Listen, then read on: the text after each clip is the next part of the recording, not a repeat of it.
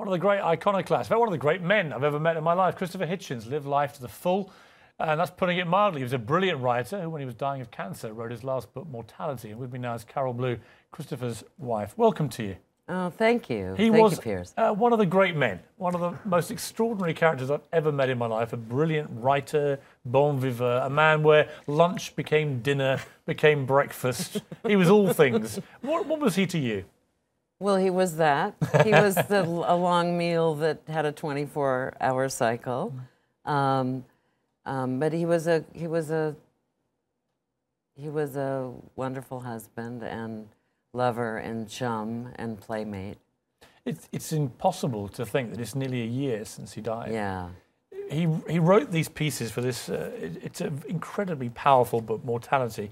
I remember reading these pieces in Vanity Fair many at the time, and it's been put together here for the book. But what was extraordinary was it wasn't just a normal cliched courage. It was a real battle he was having with this thing that he was determined to beat. Yeah. And also a battle with all, of course, the God-fearing people out there, determined that he would convert at the last minute and start praying for his life. Yeah.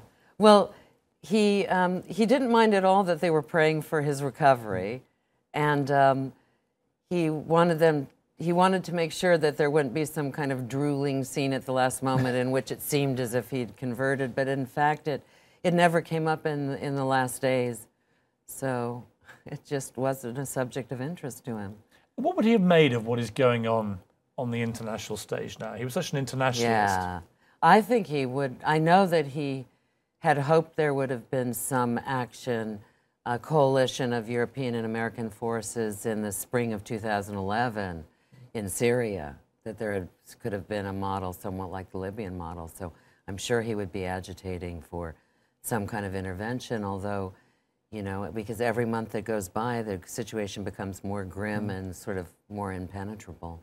We were just laughing there about his prodigious output. Even on his last few days, he was still pumping out all this stuff, wasn't he? Yeah, amazing amount of material he wrote. What was your favourite piece, if you have one?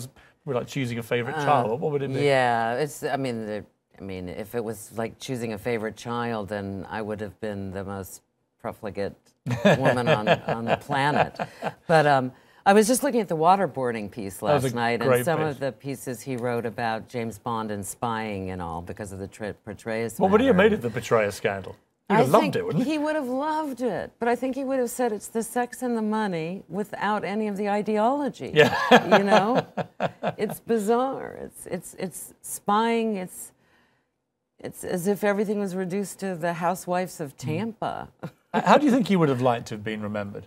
As somebody who said, which he said in the front of, at the beginning of his memoir, Hitch 22, live all you can, it's a mistake not to.